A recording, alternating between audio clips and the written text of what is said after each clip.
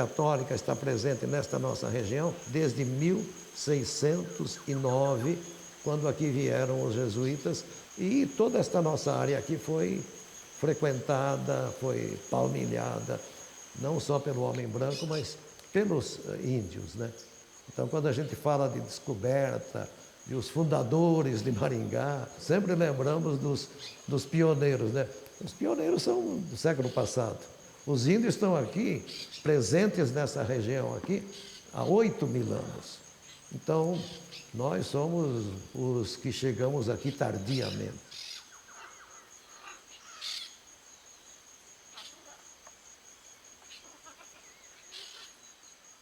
A Companhia Inglesa de Terras Norte do Paraná, CTNP, a Companhia de Terras Norte do Paraná, desenvolveu uma campanha muito intensa na década de 30, década de 40, no sentido de divulgar a região que estava sendo colonizada por eles. Eles compraram nada menos que 1.246.000 hectares de terras nessa região para fazer um projeto de colonização regional e também para implantar uma ferrovia a partir de Ourinhos. De Ourinhos ela iria até Guaíra, hoje ela foi até Cianorte. E esse projeto foi muito divulgado e Maringá era considerada, depois que Londrina foi colonizado a partir dos anos 30, né? Maringá era considerado um novo polo de colonização e uma grande oportunidade para que as pessoas viessem. Era uma época em que não havia muitas perspectivas em outros estados, não podia inclusive plantar café em outros estados. O café era, desde do Tratado de Taubaté, do início do século passado, a cafeicultura não era permitida em São Paulo e Minas Gerais, porque era um plantio muito desorganizado, uma grande oferta, e isso desorganizou muito o setor. E não havia essa proibição no Paraná. E o Paraná rapidamente se tornou um grande produtor de café.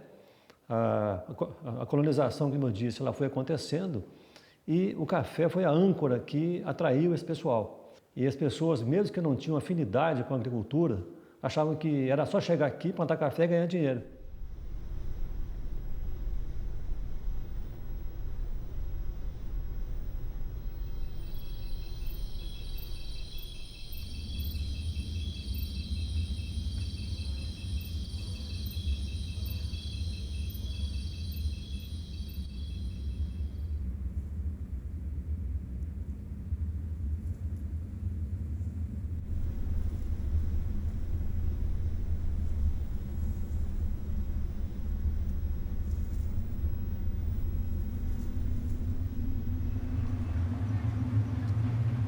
Tem cidade de Maringá que vai sair uma cidade. Tá, ainda está mato, mas vai ter futuro. Aí meu irmão gostou, ficou. Chamou, abriu, o sogro ajudou. Aí veio carta para mim, vem olhar Maringá, né? Tem futuro. Eu sozinho não dá. E dinheiro também não tenho. Você vende esse sítio, empresta esse dinheiro, né? E vem para cá. Aí eu ia olhar, fato mesmo olhou, foi no Companhia de Terra, Companhia de Terra explicou o que é Maringá, vi planta da Maringá, e eu falei, puxa, aqui vai ter futuro, né? Era tudo mato, só tinha 4, 5 prédios de 3, 4 andares, aqui quando eu cheguei. Tudo era chão, mato. Viram, porque ainda tinha bastante toco na rua. Eu vou ficar 3, 4 anos, vou ganhar dinheiro, vou voltar para São Paulo. Pensei assim. A gente utiliza muito aqui a pesquisa oral, né? Que é ouvir dos próprios pioneiros as suas aventuras e desventuras no começo da cidade, né? No começo da região. Pessoas que chegavam aqui deixavam a mudança na beira de uma estradinha, com a sua propriedade rural totalmente de mato. Então não havia nenhuma ajuda, eles teriam que desmatar uma pequena área, construir uma casa, de repente ali com lona, habitar esse lugar sem qualquer conforto, sem energia, sem proteção, sem nada. E essa é uma realidade muito é semelhante assim das famílias pioneiras da cidade, que foram chegando de Minas Gerais, de São Paulo, do próprio Paraná e até do exterior, e construindo a sua vida a partir praticamente do zero, comprando da companhia colonizadora um lote de terra para plantar café, mas tendo que desmatar toda aquela área e ainda para poder conseguir cultivar alguma coisa e viver dessa agricultura. Maringá tem uma particularidade, né? Aqui nessa região norte do Paraná havia um trabalho muito intenso feito pela congregação dos Paulotinos, que tinha sua sede em Londrina e também em Jacarezinho, né? E os Paulotinos mandavam muitos padres de origem alemã para essas cidades que iam surgindo. E Maringá teve a particularidade de contar com o seu primeiro investidor, a primeira pessoa que comprou um lote de terra aqui, lote número 1A de Maringá, foi um padre alemão, Michael Emil Clement Scherer, um padre que era um poliglota, era um intelectual alemão e que fugiu do nazismo. Ele era contra o regime nazista e o padre chegou aqui em 1936 e foi o primeiro investidor, o primeiro agricultor, o primeiro morador, o primeiro sacerdote do local. E a igreja, a cidade, inicialmente, ela foi se desenvolvendo ali, próxima a essa igreja São Bonifácio, né? Que surgiu o padre chegou aqui em 1936, a igreja ficou pronta em 1940, e antes do surgimento do primeiro polo de Maringá, polo urbano, que foi o chamado Maringá Velho, que foi uma pequena vila formada antes de surgir a cidade, esse núcleo dependia basicamente do entorno daquela igrejinha do Padre Scherer.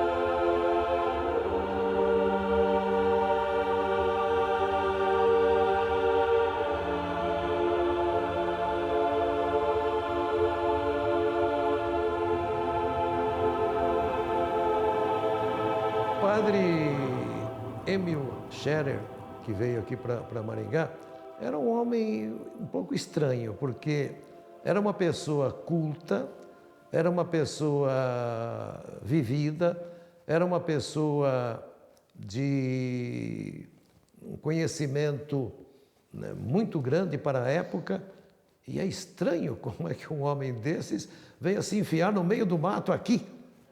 Ele era responsável pela organização São Bonifácio, que arrecadava dinheiro e que procurava ajudar aos alemães que estavam fora da Alemanha.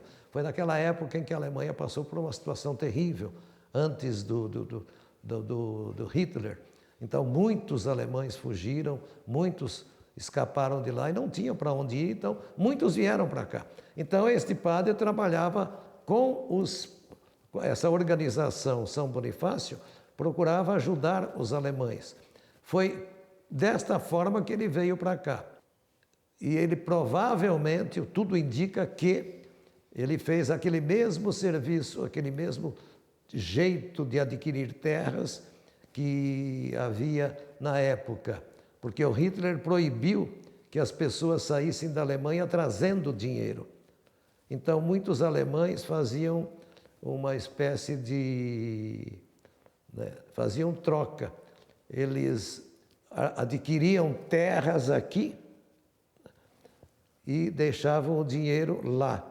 Então, foi assim que o padre Emílio veio para cá.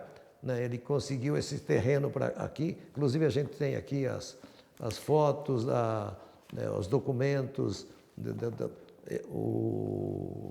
da posse da terra dele. É impressionante, ele tem o documento que ele tem, é o número 1. Não, ele chegou, inicialmente, em 36, ele foi o primeiro a construir uma casa, uma sede, com a sua igrejinha também, né? Ele fez uma capela, era uma fazenda, apesar de ter sido a primeira fazenda, era uma fazenda moderna, era uma fazenda que tinha telefone, de interno tinha sistema de geração de energia, com turbina, a partir da água, era uma fazenda que ele tinha lá sua biblioteca, como intelectual que era uma fazenda onde ele procurou implantar técnicas modernas de cultivo, tudo. Nós vivemos de histórias, né? A gente que é jornalista e pesquisador de história, a gente vive de história. E a cidade, ela também tem as suas histórias muito interessantes, né? A gente vê, por exemplo, que quando Maringá, em 42, quando surgiu o primeiro núcleo urbano da cidade, que foi o Maringá Velho, que hoje se fala Maringá Velho, foi o primeiro bairro da cidade, que eram 6 quadras recortadas por uma via principal, surgiu no meio de uma floresta.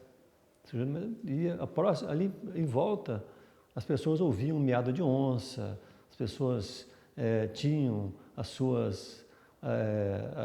vivência com a floresta, mas não se intimidavam com isso. Ou seja, as pessoas foram chegando e ocupando o seu espaço. Enquanto a história que a gente chegou para cá, que era só sertão, você saía na rua, à tarde encontrava onça na rua, que cruzava com você, porque é tudo mato. Maringá só tinha um quadro derrubado. Pra você ter uma ideia, era Tiradentes, a Tamandaré, da São Paulo a Paraná. Esse quadro era derrubado. E tinha a rua traçada já, mas era tudo quiçaça. Você saía na rua e a onça passando na tua frente. Fazia nada, você tinha que andar na rua, né? Só que nunca fomos atacados por onça. E tem uma história importante contar para você. Que nós não somos pioneiros. Nós somos resto de onça. Que a onça não comeu nada. E, gradativamente, na época, aquela floresta foi dando espaço para o café. Eu acho isso teve um choque, né, para a natureza. A natureza teve que deixar o seu espaço, mas assim, as pessoas foram construindo as suas histórias. E o café é uma cultura muito rica em história, porque ele demandou muita mão de obra. Então, cada família que vinha trazia a sua história. Era o porcenteiro, era o empregado que vinha para fazer o corte de árvores, era a pessoa que vinha tocar uma fazenda para o outro, era aquele que comprava uma área de café para plantar o café.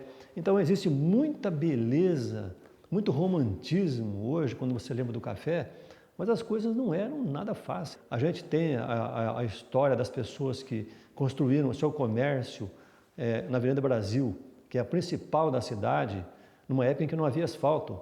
Vocês imaginem, era uma avenida, nem os grandes tocos de árvores que haviam ali foram retirados. Então, assim, as ruas cheias de tocos caídos, aquele poeirão e o comércio em volta. Eu ouvia relatos de pessoas que tinham comércio de roupas, por exemplo, e que as roupas ficavam inutilizadas, porque era tanta poeira que elas ficavam encardidas. O Dom Jaime, que foi o primeiro bispo aqui de Maringá, foi ordenado padre em 1941, foi o ano em que eu nasci. E foi assim um trabalho sempre muito bem feito, mas de acordo com aquele sistema, né? Usava-se batina, celebrava-se a missa de costas para o povo, em latim. O padre era tido assim como uma pessoa importante na comunidade, muito respeitada. Também ele se dava muito ao respeito. Era uma vida assim muito estanque, muito visada. Nós padres éramos figuras observadas pela sociedade e tínhamos importância na cidade, onde as pessoas importantes eram o juiz de direito, quando era comarca, o delegado, né, o prefeito e o padre. Então, na década de 50, era mais ou menos esta a igreja. Eu não tinha, só tinha aquela máquina estúdio aquele grande assim de comando, né? De caixa de madeira. Só tinha um. Para tirar casamento, aí na igreja precisava um ajudante, levava para tirar fotografia de casamento na igreja. Ah, mas precisava tirar um de reportar. Aí eu comprei aquele, não sei se aqui tem, aquele foto que eu estava com máquina assim, né? Tem uma fotografia. E chamava Linhof. Esse é caro. Época da Guerra Mundial Alemã, inventou lá em 38, 30. Uma máquina muito bom. Dá para ampliar grande tudo. Custou 28 mil naquela época. Tinha um casa de 20 mil, um casa de madeira, mas era bom. Comprar casa ou máquina? Não, vamos comprar casa. É assim. Aí comprou casa, a máquina, trabalhou. Graças a Deus, um ano eu ganhei bastante dinheiro. Também que ele tirava assim, fotos de coisas, de situações assim inusitadas. Então, por exemplo, eu tenho uma foto dele que é muito interessante, que no começo aqui em Maringá usava muito transporte de carroças, né, puxado a cavalo e tudo mais. E um desses animais pisou num fio de energia que estava caído por causa da chuva e ele morreu eletrocutado. Olha o que ele foi fotografar, né? Quer dizer, é uma coisa assim meio bizarra, mas ao mesmo tempo ele está contando uma história ali interessante, que em livro nenhum está registrado, né? Ou seja, desses detalhes do cotidiano da cidade.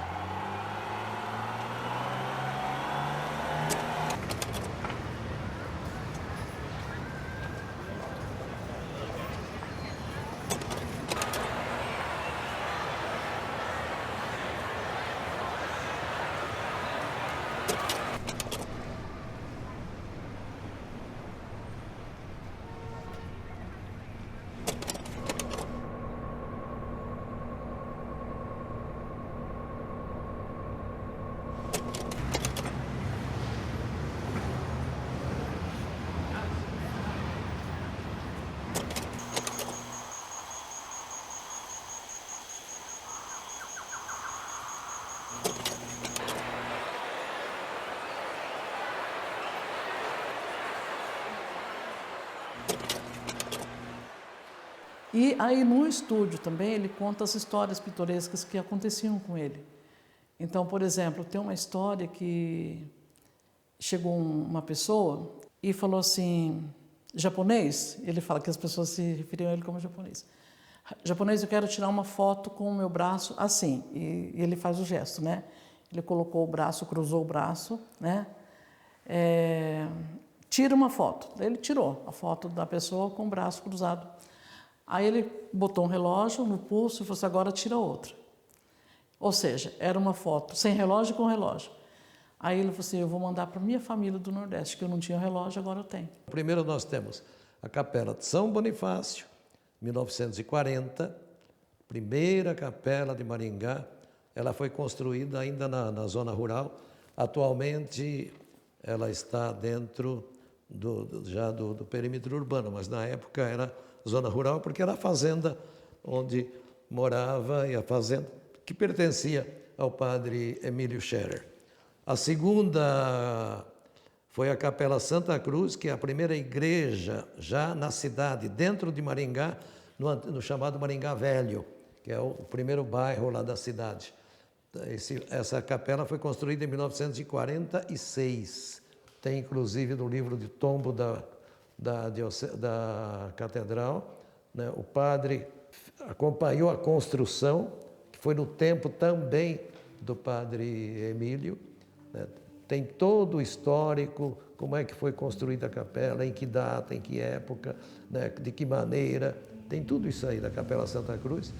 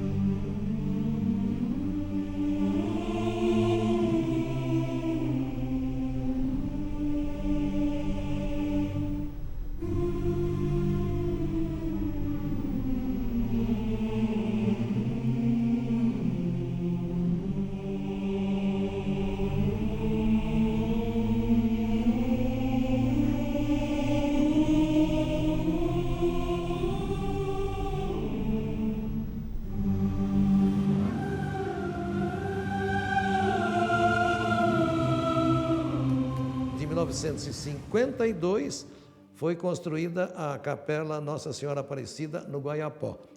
As três capelas, a Capela de São Bonifácio, a Capela de Santa Cruz e a Capela de Nossa Senhora Aparecida, estão atualmente tombadas, né, no patrimônio histórico da cidade, e são as três únicas construções de igrejas que nós temos em madeira ainda. Depois, nós temos a Igreja de Santíssima Trindade, que é a atual catedral. Ali era uma igreja de madeira. Ela foi inaugurada em 20 de setembro de 1951. Porque a história da igreja começa realmente em Maringá em 57, quando chega o primeiro bispo da cidade. A cidade se torna sede de bispado com o Dom Jaime Luiz Coelho, que era um homem muito influente, um homem que chegou aqui, um bispo muito novo, veio de Ribeirão Preto, com apenas 40 anos e toda a energia, toda a vontade de fazer acontecer. Era uma cidade que precisava de tudo praticamente, inclusive de uma igreja. Na época havia uma igreja de madeira, era uma igreja que foi construída em 1950, que era a catedral, e já não atendia a necessidade de uma cidade como Maringá. Então aconteceu o quê? O Dom Jaime já quis construir uma catedral. Com toda esta carga, né, de formação de uma pessoa que se preparou para ser padre naquele estilo e ser bispo também. Então, em muitas mentes eclesiásticas daquela época, né, havia a ideia do bispo como príncipe da igreja. A maneira de se vestir, a maneira de morar. Tanto que o Dom Jaime chocou um pouco quando ele veio para cá, porque ele morava numa casa simples. Naquela época se falava de paço episcopal, palácio episcopal. Então os bispos moravam em casas muito confortáveis, que recebiam o nome de paço episcopal. O Dom Jaime veio para cá, morava numa casa comum, simples, como qualquer outra.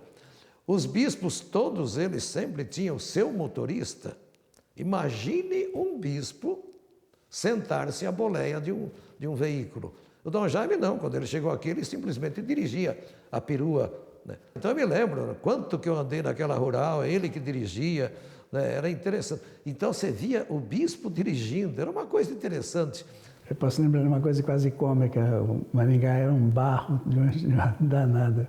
O bispo chegava das visitas pastorais, tinha que trocar de sapato, às vezes um dia o Dom Jaime desceu assim do jipe e pisou, tirou assim, ficou o sapato dele na lama, que era uma lama pegajosa, né? Então foi desse jeito a entrada, o começo aqui, né? Bem primitivo assim, mas bem glorioso, né? Porque hoje a gente olha para trás, que bonito esse trabalho, este engajamento, este assumir, né? Era padre de Ribeirão Preto, então padre lá de um lugar desenvolvido e tudo isso, né? E deixou lá o palácio para vir para Maringá, naquele tempo assim muito rudimentar. E a fé também, só que a fé do povo também é aquela fé simples, né? Como eu disse, uma fé um pouco sentimental, mas com a presença da igreja assim tão fortificada, tudo isso aí amadureceu, acompanhado já também por crescimento das pessoas em outros campos, né? Começou a vir as escolas, a faculdade. Aliás, a primeira faculdade foi com o apoio dele da igreja, né? A primeira faculdade que teve aqui em Maringá foi com o aval e ele foi reitor, mas para ajudar. A hora que as coisas cresceram e caminhavam por si, ele se ausentou. O Concílio Vaticano II foi um acontecimento muito importante que houve de 1962 a 1965. Então, ali nós tivemos realmente uma mudança muito grande da igreja. E o Dom Jaime foi uma pessoa interessante porque ele fez questão de participar de todas as sessões do concílio. Era uma grande assembleia em Roma, para a qual iam os bispos do mundo inteiro e ficavam lá durante 2 a 3 meses discutindo assuntos previamente agendados, né? Depois voltavam para suas suas bases, para suas cidades, e depois voltavam novamente, por isso que demorou mais de 3 anos. Foram 5 sessões. Dom Jaime participou de todas as 5 sessões. E interessante, ele era um dos mais novos da época. Aqui nós temos uma foto da antiga igreja de madeira, né? A construção da igreja de madeira. E aqui nós temos uma foto da Cava do Bosque de Ribeirão Preto, que mais ou menos era assim que ele pensava em fazer a catedral, nesse desenho, nessa foto aqui, que é a Cava do Bosque, o ginásio de esportes de Ribeirão Preto. Só que daí, a época estava acontecendo a corrida espacial, e o Dom Jaime Luiz Coelho, com toda a sua influência, sua visão de futuro, ele foi mais futurista. E ao ver uma foto do foguete espacial Sputnik no jornal, essa foto aqui, ele riscou em cima do foguete uma cruz e falou: assim vai ser a Catedral de Maringá. E na época o pessoal achou uma loucura, mas para que uma coisa assim tão grande? Essa revista aqui de 59 já trouxe um desenho da catedral. Quer dizer, então muita gente não acreditava que seria possível fazer uma catedral de 124 metros de altura, e para isso foi contratado um arquiteto, né, José Augusto Bellucci, de São Paulo, que também era ligado à Companhia de Terras do Norte do Paraná. Quando fez aquele buracão fundo para construir essa igreja, né? Está trator lá no fundo fazendo alicerce, né? Que vai sair catedral. E eu tirei tudo. Quando revelou tudo, tinha diz que é jornalista falou, não sei o que lá. Chegou lá: você tem, não empresta porque eu vou trago já. Não, mas eu não pode não. Aí, até hoje, esse sumiu. Várias fotografias que eu tirei desde base até terminar. Desde o momento inicial da catedral, ele vai construindo, ele vai registrando o desenvolvimento da catedral.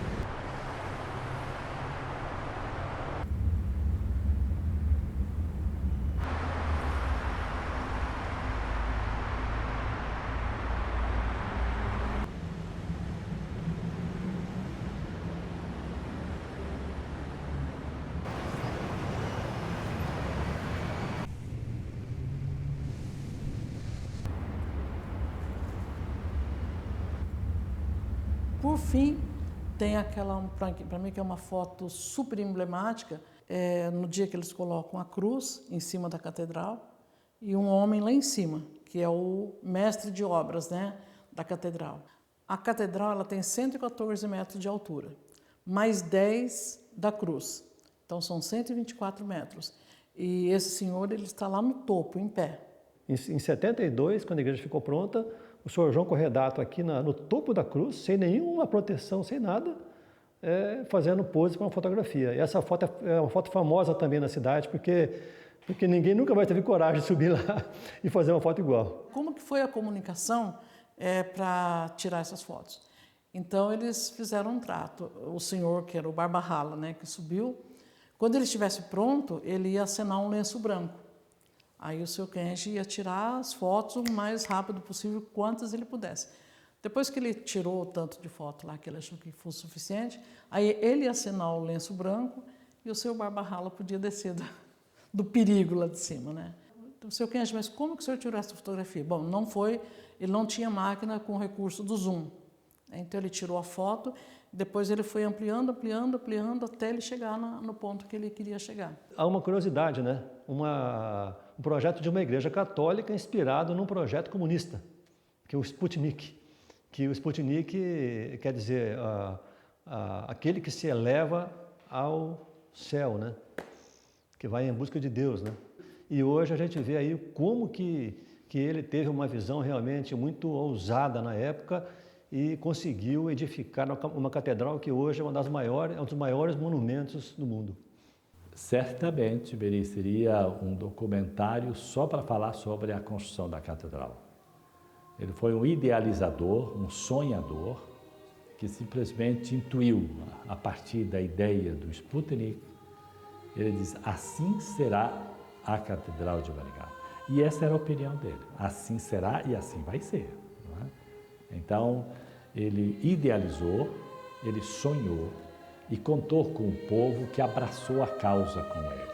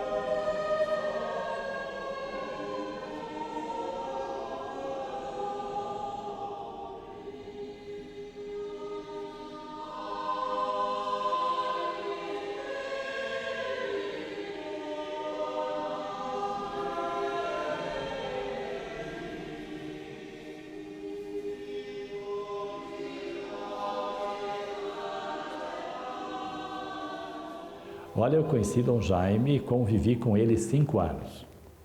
Ele como bispo emérito, desde quando eu cheguei aqui em 2005, sempre tive um relacionamento muito amigável, muito próximo.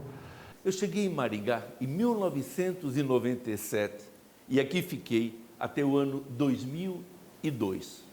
Neste tempo, procurei fazer muita coisa e com a graça de Deus, porque encontrei um povo dinâmico, alegre, acolhedor.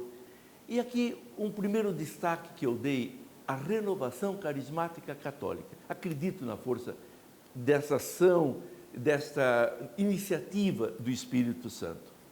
Depois, introdução do diaconato permanente, porque eu sei que eles podem fazer e realizam um trabalho excelente na igreja. Em terceiro lugar, o apoio aos meios de comunicação. Transformamos um jornal que era de uma paróquia num jornal arquidiocesano, Maringá Missão, e de uma beleza impressionante.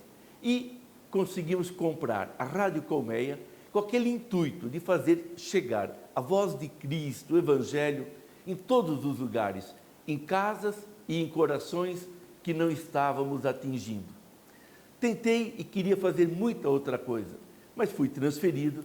Mas eu tenho certeza que aquelas sementes que eu lancei, não por meu mérito, mas por graça de Deus, tiveram realmente um bom resultado, e aí está a história comprovando isso. Eu vim para Maringá no ano de 2002, isto é, apenas tínhamos terminado de celebrar o milênio, né, a passagem do milênio, com orientações belíssimas do Santo Padre São João Paulo II. E no meu coração a mudança de diocese já era normal, porque o Papa tinha me mudado de outras dioceses. Vim para Maringá esperando de ficar aqui, até o fim da minha vida. Fiquei 1 ano e 2 meses. A passagem por Maringá, ela foi marcada sobretudo por este momento da igreja que buscava agora uma experiência mais profunda da comunhão. Então tudo aquilo que eu encontrei em Maringá, de construção da vida pastoral, de construção da vida espiritual, do seguimento do Senhor aqui, da vida da igreja em comunhão, isso para mim era precioso e foi o que eu fiz. Eu posso estar assim muito enganada, mas eu não vejo assim em outros lugares, locais que têm a mesma idade de Maringá com essa preocupação da conservação dessa história. Esses contatos, né, com os pioneiros, por exemplo, você imagina, essas famílias pioneiras, elas vinham imbuídas de uma formação religiosa e realmente eram dedicadas e participativas na igreja. Na igreja teve muita influência, muita participação nessa evolução, muita presença, né? A diocese foi dividida em paróquias, né? São núcleos de vida, e não só religioso, não só núcleos de vida religiosa, mas de vida social, de vida de crescimento, de pé no chão, com a solidariedade com o povo. A gente não olhava assim que não é uma igreja que reza só, é uma igreja que compreende, que ilumina, uma igreja que se engaja, é uma coisa bem interessante, né? Por que ela chama Maringá? Ela é inspirada justamente no nome na música do Gilberto Carvalho, que era uma música de muito sucesso nos anos 30, né? Ele fez num outro contexto essa música, mas foi uma música que caiu no gosto popular, que ela conta a história de uma retirante chamada Maria, que era num lugar chamado Ingá, né, da região de Pombal, enfim. Como era uma música popular, que as pessoas cantavam, né, quando foi localizado um dos ribeirões aqui na região, os agrimensores, então, eles deram o nome para esse ribeirão de Maringá. Quando for formada a gleba, eles já apropriaram do nome para Gleba Maringá, Vila Maringá, Patrimônio Maringá, Município de Maringá, e ficou, né? Aí vem as lendas, né? Vem as histórias. Então, por exemplo, assim, há uma lenda que existia uma mulher, né, muito bonita, que lavava a roupa, que ela lavava roupa no Parque do Ingá e que ela despertava as paixões, enfim, umas lendas assim interessantes, né, a respeito do nome. Mas na verdade ele surge em função da canção mesmo do Gilberto Carvalho. E eu olho para as crianças e penso assim, meu Deus, um livro tipo cartilhas para essas crianças com a vida dos pioneiros seria tão, né? Então esse é um sonho, ele não é um projeto ainda, é o sonho de transformar essas histórias no material para essas crianças.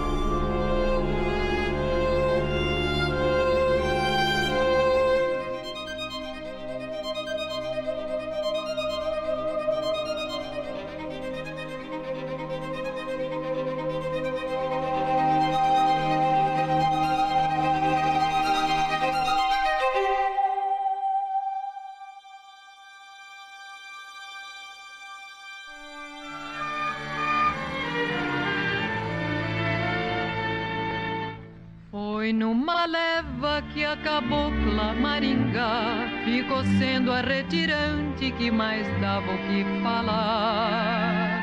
E junto dela veio alguém que suplicou para que nunca se esquecesse de um caboclo que ficou. Maringá,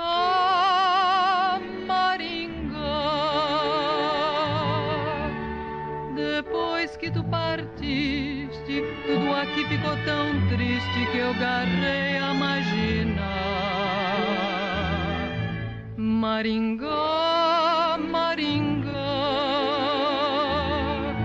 para ver felicidade é preciso que a saudade vá bater noutro lugar. Maringá, volta aqui pro meu sertão, pra de novo o coração de um caboclo assustar.